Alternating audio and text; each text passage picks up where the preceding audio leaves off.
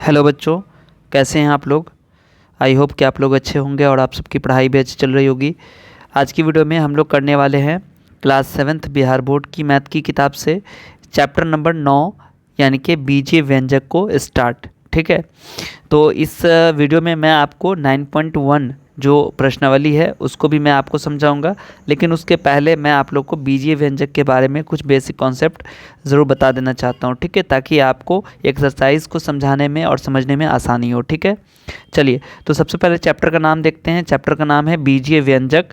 बीजीय व्यंजक का मतलब हो गया अलजेब्रिक एक्सप्रेशन। ठीक है, तो आपने इसके बारे में क्लास 6 में पढ़ा होगा थोड़ा सा। ठीक है, बस मैं आपको एक हिंट दे देता हूँ कि बीजीय व्यंजक अलजेब्रिक एक्सप्रेशन क्या होता है। तो अलजेब्रिक एक्सप्रेशन उस एक्सप्रेशन को कहते हैं जिसमें हम लोग ये एक्स वाई यानी कि जो अल्फ़ाबेट्स होते हैं उसको भी हम लोग इस्तेमाल करते हैं।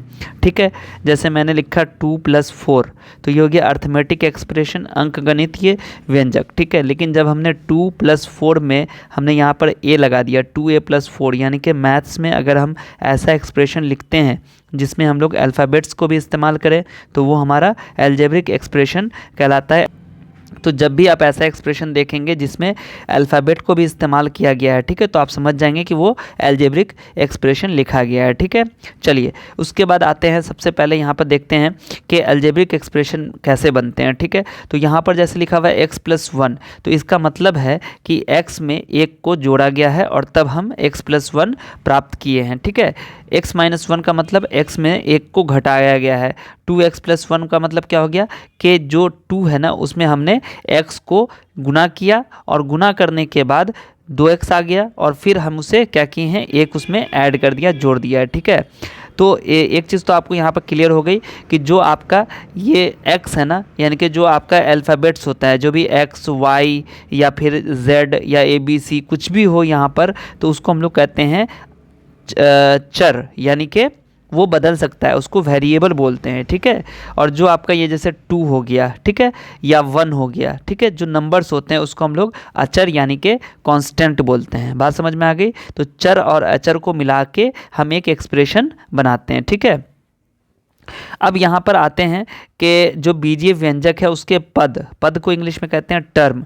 तो टर्म क्या होते हैं, तो देखो जैसे हमने लिखा, यहाँ पर लिखा हुआ एग्जांपल 9x + 7, तो इसमें क्या है कि इसको कैसे बनाया गया होगा, तो x को 9 से गुना किया, ठीक है, 9x आया और फिर उसमें हमने 7 को जोड़ा है। यहाँ पर 9x का मतलब क्या है, x को 9 से गुना किया गया है, 9x + 7। ठीक है, तो इस तरह से हमें एक व्यंजक बन गया। तो ये जो 9x है ना, ये एक पद हो गया और 7 ये भी एक पद हो गया। ठीक है, उसी तरीके से जब हम इसमें आएंगे 3x² + 7y को देखेंगे तो ये हमारा एक पद हुआ, ये हमारा दूसरा पद हुआ। अब ये पद कैसे आया होगा, तो x को x से ही गुना किए हैं और उसमें फिर 3 से गुना कर दिए तो 3x² हो गया, और यहाँ y को 7 से गुना किए हैं तो 7y आया, दोनों को जोड़ दिया तो ये हमारा एक व्यंजक तैयार हो गया, एक व्यंजक बन गया है। ठीक है, तो इनको हम लोग कहते हैं पद। यानी कि जैसे भी हमने देखा आपको कि जैसे यहाँ एग्जाम्पल दिया हुआ है 9x² + 2x - 3, तो बच्चों यहाँ पर देखिए कितने पद हो गए, 3 पद हो गए। 9x² एक पद, 2x हमारा दूसरा पद और -3 हमारा तीसरा पद हो गया। यहाँ पर कितने पद हैं, यहाँ पर तो एक ही पद है। यहाँ पर कितने पद हैं, यहाँ पर 2 पद हैं, 8x और -7y। यहाँ पर भी एक ही पद हैं और यहाँ पर भी एक ही पद हैं, और यहाँ पर हमारा क्या है, इसको जब हम मिलाएंगे 7x 7y, तो 7x 7y हो गया 2 पद और +9, तो ये यहाँ पर 3 पद हो गए। ठीक है, तो इस तरीके से हम लोग पद को पहचानते हैं। ठीक है, अब उसके बाद है पद के गुणनखंड। तो जो भी जैसे मैंने आपको बताया कि 4x² कैसे बना होगा, तो x को x से गुना किए और फिर उसको 4 से गुना किए तो 4x² हो गया। ठीक है, तो 4x और x ये इसका यानी कि 4x² का गुणनखंड हो जाएगा। ठीक है, 7xy, तो देखो ये कैसे बना होगा, x को y से गुना किए और फिर 7 से गुना किए, तो यानी कि जो इसका गुणनखंड हो जाएगा वो हो जाएगा 7x और y, ये तीनों इसके क्या हो जाएंगे, गुणनखंड हो जाएंगे। जैसे 4x² का क्या हो गया, 4x और x, ये गुणनखंड हो गया। ठीक है, अब यहाँ पर देखिए ध्यान से, व्यंजक आपका दिया गया ये इसको हमने क्या किया, इसका पहले पद निकाला। तो पद कौन कौन है, 8x², उसका -3x और 7, ये इसके 3 पद हो गए। ठीक है, अब इसका गुणनखंड करेंगे तो 8x² कैसे बना होगा, x² है यानी कि x को x से गुना किया तो x यहाँ पर 2 बार x लिखा हमने और 8 को लिख दिया यानी कि 8x, ये क्या हो गया, इसका गुणनखंड हो गया। यहाँ पर इसका गुणनखंड कैसे लिखेंगे, -3x और इसका गुणनखंड क्या हो जाएगा, 7। ठीक है, 7 हो जाएगा इसका गुणनखंड। ठीक है, क्योंकि यहाँ पर जो हमारा चर है ना वो नहीं है यहाँ पर। ठीक है, तो 7 इसका क्या हो गया, गुणनखंड हो गया। आप इसको ऐसे भी कर सकते हैं, 7 × 1 भी कर सकते हैं। ठीक है, कोई दिक्कत नहीं है। या फिर आप इसको ऐसे भी लिख सकते हैं 7 × x⁻0, लेकिन उतना लिखने की ज़रूरत नहीं है, आप बस इसको 7 लिख दीजिए। ठीक है, उसके बाद आते हैं नीचे, तो यहाँ पर आपको खुद से करना है। तो यहाँ पर देखो 3x² है, 2xy, 9y²। तो यहाँ पर 3 पद हो गए, तीनों को लिख दिया और यहाँ पर कर दिया 3x² तो 3 × x, 2xy कैसा है, 2 × x × y, 9y² कैसा है, 9 × y × y। ठीक है, यहाँ पर चर कौन है, तो x और y, इसमें कौन कौन से चर आए हैं, x और y, 2 चर हैं तो x y लिख दिया। अचर कौन कौन है, तो 3, 2 और 9। इसी तरीके से इसका तो एक मैं कर देता हूँ आपको, यहाँ पर 11x², तो 11x² लिख दिया हमने, ये एक पद हो गया। दूसरा पद इसका हो गया -7x, तीसरा पद हो गया 5।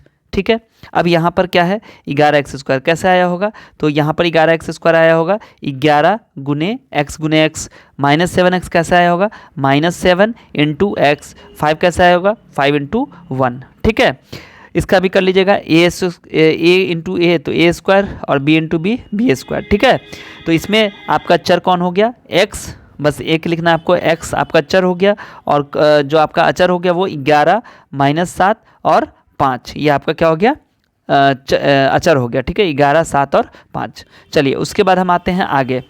अब यहाँ पर गुणांक क्या होता है, तो जो बच्चों यहाँ पर मैंने आपको बताया था ना, जो अचर होता है उसी को हम लोग गुणांक बोलेंगे। ठीक है, जैसे 9x² यहाँ पे लिखा हुआ है 9x²। ठीक है, तो 9x² में 9 जो है ये गुणांक है, इसको हम लोग संख्यात्मक यानी कि गुणांक या फिर केवल गुणांक कहते हैं। देखो यहाँ पे लिखा हुआ है संख्यात्मक गुणांक या केवल गुणांक कहते हैं। ठीक है, और इसका जो बचा ना ये x², इसको हम लोग जो शेष बीजीय पदों का गुणांक भी कहते हैं, यानी कि जो x² है ना इसका हम गुणांक 9 होगा, यहाँ पर लिखेंगे। देखो इसमें गुणांक कौन है, 9, और x² का भी गुणांक 9 ही होगा। ठीक है, अब यहाँ पर देखो जैसे -9xyz है ना, तो यहाँ पर xyz का गुणांक कौन है, 9, यहाँ पर xyz का गुणांक कौन हो गया, 9। ठीक है, चलिए उसी तरीके से यहाँ पर देखो क्या कहता है, किसी पद का गुणांक +1 हो तो पद लिखते समय उसे नहीं लिखा जाता है। जैसे 1x² नहीं लिखेंगे हम लोग, 1y नहीं लिखेंगे, इसको हम कैसे लिखेंगे, x² या फिर हम लिखते हैं y। ठीक है, लेकिन अगर -1 हो तो उसे केवल माइनस से दिखाते हैं, जैसे -1x नहीं लिखेंगे, इसे हम -x लिखेंगे। ठीक है, बात समझ में आ गई। अब समान एवं असमान पद किसे कहते हैं, तो लाइक टर्म या फिर अनलाइक टर्म वो होता है जब ये हमारा जो बीजीय यानी कि जो लिटरल फैक्टर यानी कि x y जो चर वाला गुणनखंड है ना, ये अगर सेम होता है, जैसे इसका और इसका सेम है तो ये दोनों लाइक टर्म हो गया। ठीक है, जैसे 5xy तो इसका हो गया 5 × x × y। ठीक है, और यहाँ पर 2xy तो इसका भी xy हो गया, इसका भी xy, इसका भी xy, तो यहाँ पर ये 2xy और 5xy दोनों समान पद होगा। ठीक है, और अगर ये लिटरल फैक्टर यानी कि जो जैसे कि 2xy और 3x, तो देखो यहाँ xy आ गया, यहाँ x आ गया, तो ये दोनों समान पद नहीं होगा। ठीक है, अब उसके बाद आते हैं व्यंजकों के प्रकार। तो अगर एक टर्म रहेगा, एक पद रहेगा तो उसको एक पदी कहेंगे। अगर उसमें 2 टर्म आ गए, जैसे 1 2 2 टर्म आ गया तो द्विपदी हो गया। अगर उसमें 1 2 3 पद आ गए तो त्रिपदी हो गया। ठीक है, और अगर उससे ज़्यादा यानी कि 1 या 1 से अधिक पद हो तो उसे बहुपद कहते हैं। ठीक है, जो भी व्यंजक है, जैसे ये भी आपका क्या हो गया, बहुपद हो गया, ये भी बहुपद हो गया, ये भी बहुपद हो गया। ठीक है, एक पदी, द्विपदी, त्रिपदी तो आपको याद रखना है। ठीक है, आप इसको नॉर्मल बहुपद कह सकते हैं, 4 वाले को बहुपद कह सकते हैं। ठीक है, 1 या 1 से अधिक पद होते हैं तो उसको हम लोग बहुपद कहते हैं। ठीक है, प्रश्नावली 9.1 है, इसमें क्या कहता है, निम्नलिखित व्यंजकों में से चर एवं अचर राशियां ज्ञात करें। ठीक है, तो चर कौन है, इसमें अचर कौन है, मैंने आपको पहले भी बता दिया है कि चर और अचर राशि को कैसे पहचानते हैं। जो आपका अल्फ़ाबेट होगा यानी कि जो XYZ होगा उसको आप समझ जाइएगा कि वो चर है, और जो आपका नंबर होगा 1 2 3 या जो भी इस तरह का नंबर होगा आप उसको समझिए कि वो अचर है। ठीक है, तो चलिए यहाँ पर हम लिखते हैं। सबसे पहले आप देखिए क्या है, यहाँ पर 5x + 2 है ना, तो यहाँ पर चर कौन हो गया, तो यहाँ पर लिखिए चर। आपका कौन है, तो चर आपका x हो गया। ठीक है, तो अचर आपका कौन हो गया, अचर आपका हो गया यहाँ पर देखिए 5 है और 2 है, तो 5 और 2। ठीक है, उसी तरीके से बी में क्या आपका 2ab प्लस 1 है, तो यहाँ पर चर आपका कौन हो गया, चर आपका हो गया a और b, और अचर कौन हो गया आपका, अचर आपका हो गया 2 और 1। ठीक है, तो यहाँ पर लिख लीजिएगा 2 और 1। तो हम सिर्फ बता देते हैं, आप लिख लीजिएगा। जैसे कि इसमें चर कौन हो गया, x और y है ना, x और y, सिर्फ आपका चर कौन हो जाएगा, x और y। चर आपका 2 और -1, 2 और -1, यहाँ भी 2 है तो 2 और माइनस, आपको ये नहीं लिखना है 2 -1 2, आपको बस देखना है यहाँ पे कौन कौन से नंबर आए हुए हैं, तो 2 है और -1 है। उसका इसमें देखिए, इसमें कौन हो जाएगा m² - n² -1 में, तो चर आपका m और n हो जाएगा चर, और अचर हो जाएगा आपका -1। इसी तरीके से इसमें आपका चर और अचर कौन हो जाएगा, तो चर में हो जाएगा x y z। ठीक है, तो आप लिखिएगा यहाँ पर चर में, यहाँ पर मैं बता देता हूँ x, y, z ऐसे लिखिएगा, और अचर में आपका कौन हो जाएगा, तो सिर्फ एक ही अचर है यहाँ पर 9। ठीक है, उसके बाद सेकंड क्वेश्चन आपका है निम्नांकित व्यंजकों के पदों को पहचानिए। तो पद को पहचानना है आपको। ठीक है, तो पद तो बहुत आसानी से पहचान लीजिएगा आप, x² 2x 1, 3 पद हो गए इसमें। यहाँ भी आपका 8a² 11ab है ना, -2b², 3 पद हो गया। यहाँ पर भी आपका 9p² -4q। ठीक है, उसी तरीके से इसमें 2 पद हो गए, a² b², और दूसरा पद आपका हो गया -9। इसमें क्या हो जाएगा, 8ab पहला पद और दूसरा पद आपका -3b हो गया। ठीक है, ये तो हो गया। लेकिन अब इसको कहता है उपयुक्त प्रश्न में दिए गए सभी व्यंजकों के पदों का गुणनखंड पेड़ आरेख विधि से प्राप्त करें। प्रत्येक स्थिति में ये भी बताइए कि व्यंजक का निर्माण कैसे किया गया। तो बच्चों इसको कैसे करेंगे, देखिए यहाँ पर देखो आपका क्वेश्चन क्या दिया हुआ है, तो क्वेश्चन दिया हुआ है x² + 2x + 1। तो देखो यहाँ पर 3 पद हैं, एक है आपका x², तो x² को कैसे बनाया है, तो x × x मतलब x को x में गुना करके, 2x को कैसे बनाया है, तो 2 × x करके, और 1 आपका है तो 1 को कैसे बनाया है, 1 × 1 करके। ठीक है, अब यहाँ पर आपको करना क्या है, तो आपको इस तरीके से बनाना होगा। यहाँ पर लिखिएगा x² + 2x + 1, लिखने के बाद आपको यहाँ पर इस तरीके से बनाना है। देखिए यहाँ पर आपको लिखना है पद जो आपका है, पद लिखिएगा यहाँ पर x², और उसके बाद यहाँ पर कौन सा पद है, तो यहाँ पर +2x है, और यहाँ पर आपका +1 है। ठीक है, अगर माइनस रहता है यहाँ पर बीच में तो यह भी माइनस हो जाता। ठीक है, यहाँ भी माइनस अगर होता तो यहाँ माइनस लिखते। अब इसके बाद क्या करेंगे इसमें, तो यहाँ पर आपको देखिए गुणनखंड करना है इसका। तो जो यहाँ पर मैंने लिखा है x × x, आपको यहाँ ऐसे लिखना है x, और यहाँ इसको लिखना है x। यहाँ मैंने लिखा है ना 2 × x, तो यहाँ पर आपको आप कैसे लिखना है 2, और यहाँ लिख देना है आपको x। यहाँ पर लिखा है मैंने 1, तो आप इसको छोड़ सकते हैं या 1 × 1 भी लिख सकते हैं। ठीक है, अब इसको लिखना क्या होगा, तो इसमें लिखेगा ये वाली लाइन, तो ये वाली लाइन आपको लिखनी है। ठीक है, ये मैं फर्स्ट क्वेश्चन में बता दिया हूँ, इसी तरीके से आपको मैं बता दूंगा, बट मैं लिखूंगा नहीं। तो यहाँ पर क्या है, व्यंजक को बनाने के लिए x को x से गुना करके x² मिला, फिर x को 2 से गुना करके 2x प्राप्त किया गया। ठीक है, फिर x² और 2x को जोड़कर x² + 2x मालूम किया गया, यानी कि प्राप्त किया गया। ठीक है, और फिर x² + 2x में 1 जोड़कर x² + 2x + 1 व्यंजक प्राप्त किया गया है। ठीक है, तो इस तरीके से हमने आपको लिख दिया है। सभी को हम नहीं लिखेंगे कॉपी, क्योंकि बहुत ज़्यादा वीडियो बड़ी हो जाएगी, इसलिए मैं आपको यहाँ पर लिख देता हूँ। आप इसको अपनी कॉपी में लिख लीजिएगा, और मैं आपको बताऊँगा, आप उसी हिसाब से लिखिएगा। ठीक है, या अपने से भी आप समझ के लिख सकते हैं। ठीक है, चलिए अगला क्वेश्चन देखते हैं।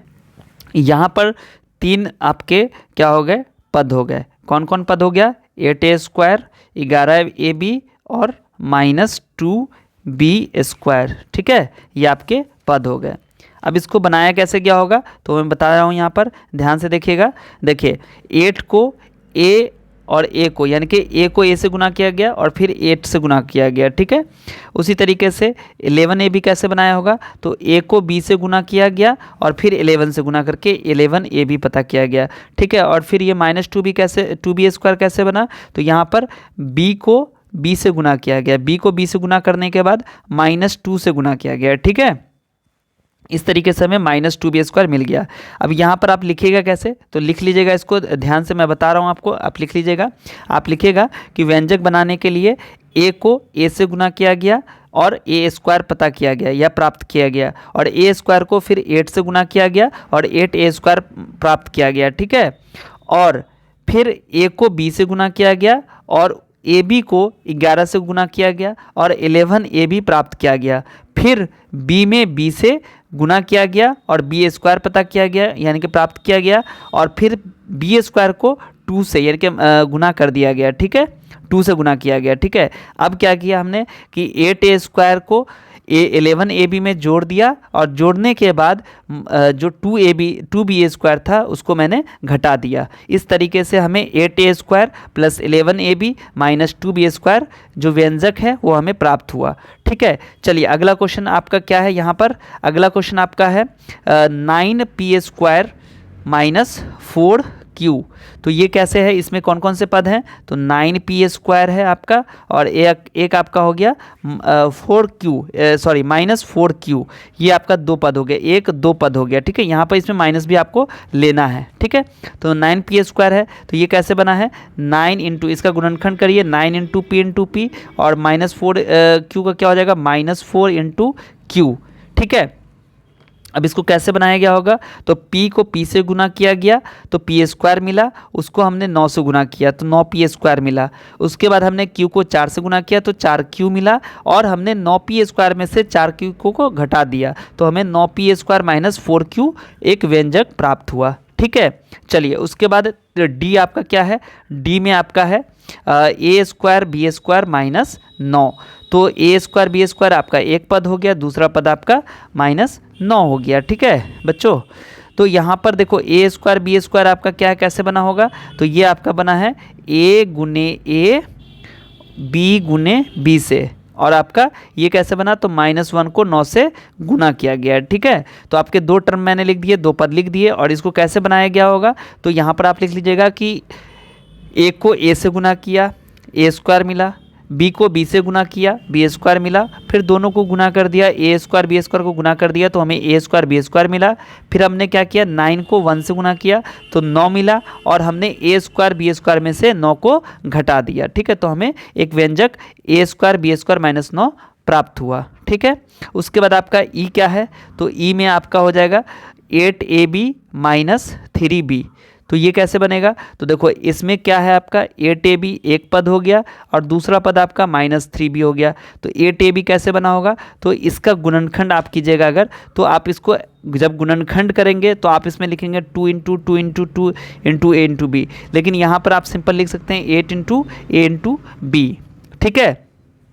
जब आप गुणनखंड चैप्टर पढ़ेंगे या जब इसका गुणनखंडन करेंगे तो वहाँ पर आपको 2 इंटू 2 इंटू 2 को भी ध्यान में रखना होगा, लेकिन मैंने यहाँ पर बता दिया 8ab, ठीक है। अब यहाँ पर क्या है -3b, तो -3 गुने b हो गया, ठीक है। अब ये कैसे निकला, तो इसको कैसे बनाया गया, इसके बनाने का तरीका क्या था, तो कैसे हम इसको लिखेंगे, हम लिखेंगे कि a को b से गुना किया गया और ab प्राप्त किया गया, फिर ab को हमने 8 से मल्टीप्लाई किया, गुना किया तो हमें 8ab निकला, 8ab प्राप्त हुआ, और फिर हमने b को किससे गुना किया, 3 से, तो हमें 3b प्राप्त हुआ, और फिर हमने क्या किया 8ab में से 3b को घटा दिया है तो हमें 8ab माइनस 3b एक व्यंजक प्राप्त हुआ, ठीक है बच्चों। चलिए अगला क्वेश्चन देखिए।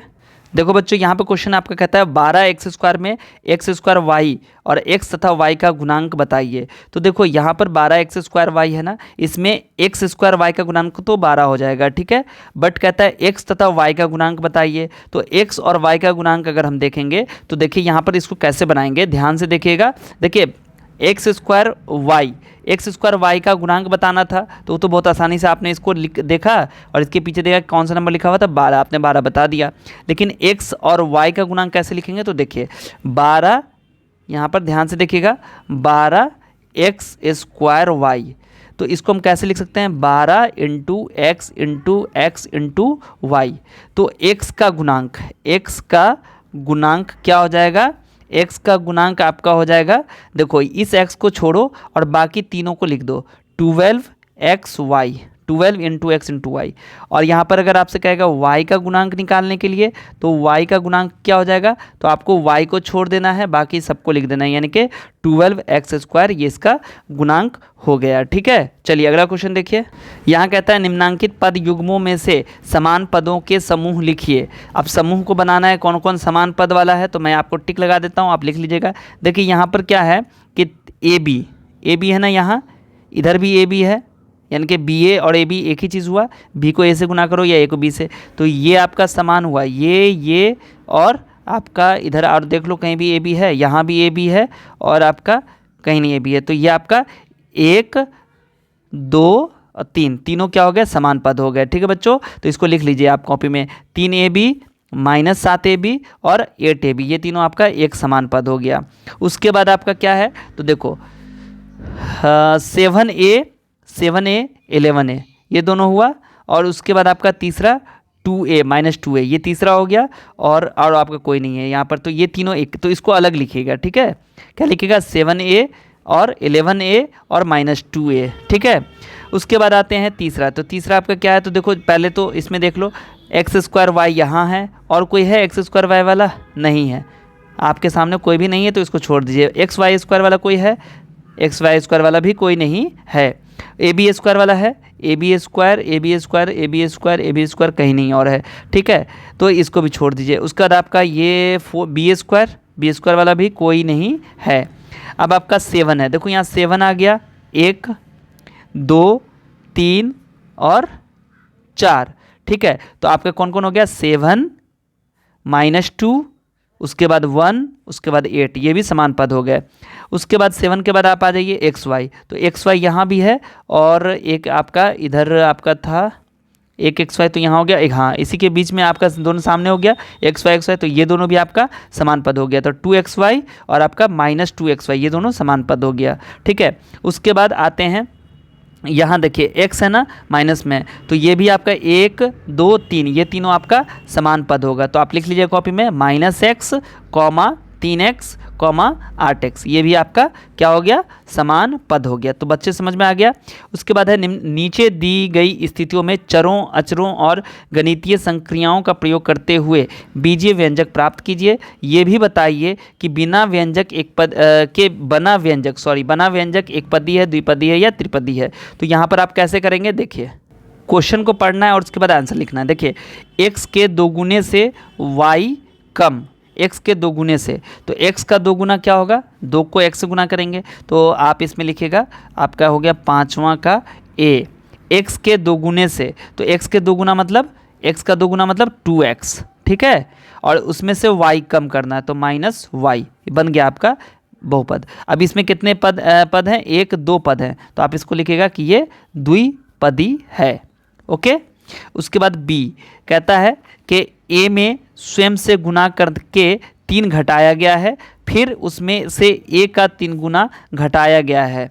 ठीक है, यानी कि a में स्वयं से गुना करके 3 घटाया गया, तो a में स्वयं से गुना करेंगे तो a इंटू a मतलब a² बनेगा, करके 3 घटाया गया, तो 3 घटा दीजिए इसमें से, और फिर उसमें से a का 3 गुना घटाया गया, फिर उसमें से a का 3 गुना मतलब 3a घटा दिया, तो a² - 3 - a ये आपका बन गया। और ये कौन सा है, तो ये त्रिपदी है, क्योंकि इसमें 3 पद हो गए। ठीक है, उसके बाद c आपका आ गया नेक्स्ट। इसमें क्या कहता है, इसमें m एवं n के गुणनफल का 3 गुना, m और n के गुणनफल का 3 गुना, तो m और n को गुना करेंगे तो क्या हो जाएगा, गुणनफल कितना आएगा, mn आ जाएगा, और mn के गुणनफल का 3 गुना, और उसको फिर से 3 से गुना करेंगे तो 3mn हो जाएगा, और ये आपका है एक पदी। ठीक है, चलो उसके बाद d आ गया। d में क्या है, a का स्वयं से गुना करके a को होगा, a को स्वयं से गुना करके b से गुना किया गया, तो a को स्वयं से गुना करेंगे तो क्या हो जाएगा, a गुने a मतलब a² हो जाएगा, और उसके बाद b से गुना करेंगे तो a² b आ जाएगा, तो यहाँ लिखिए a² b, और उसमें a का 7 गुना घटाकर, a का 7 गुना मतलब 7a, तो 7a घटा दीजिए, 7a घटा दिया, उसमें 6 को जोड़ा गया है, 6 को जोड़ा गया तो +6 कर दीजिए। ये क्या बन गया, आपका एक व्यंजक बन गया। इसमें 1 2 3 ये आपके कौन से हो गए, ये आपका त्रिपदी हो गया। ठीक है, 3 पदी या फिर त्रिपदी हो गया। फिर उसके बाद ई में क्या है, a² के 3 गुने में, तो ए स्क्वायर का 3 गुना मतलब 3a स्क्वायर हो गया। 3 गुने में a का 2 गुना, a का 2 गुना मतलब 2a घटाया गया है, तो 2a घटाया गया है, तो ये आपके क्या हो गए, द्विपदी हो गए। ठीक है, ये आपको कौन सा पॉलिनोमियल हुआ, कौन सा बहुपद हुआ, द्विपदी हो गया। ठीक है, तो बच्चों आपका जो एक्सरसाइज था वो मैंने पूरा समझा दिया है। एक्सरसाइज आपका प्रश्नावली 9.1 ये एंड हो चुका है, और अगले वीडियो में हम लोग करने वाले हैं इसके नेक्स्ट एक्सरसाइज जो आपका है 9.2। ठीक है, तो इसको भी आप लोग ध्यान से देखिएगा। पहले ये जो 9.1 मैंने बताया इसको आप अच्छे से एक बार फिर से रिवाइंड करके देखिए, और अगर कोई दिक्कत है तो आप मुझे कमेंट सेक्शन में ज़रूर बताइएगा। ठीक है, आप टाइम को भी कमेंट कर दिया कीजिए, जिस टाइम यानी कि वीडियो में जो टाइमिंग है जहाँ पर आपको दिक्कत है। ठीक है, इस वीडियो को अगर आपने देखा है, आपको अच्छा लगा, तो आप अपने सभी दोस्तों के साथ ज़्यादा से ज़्यादा शेयर कर दीजिए जितना ज़्यादा हो सकता है। ठीक है, अपने सभी व्हाट्सएप ग्रुप में ज़रूर लिंक को शेयर कीजिए, और अगर आपको कोई और भी सब्जेक्ट पे वीडियो चाहिए तो आप मुझे ज़रूर कमेंट करके बताइएगा। आप सब अपना ध्यान रखिए। वीडियो देखने के लिए आप सभी का बहुत बहुत शुक्रिया।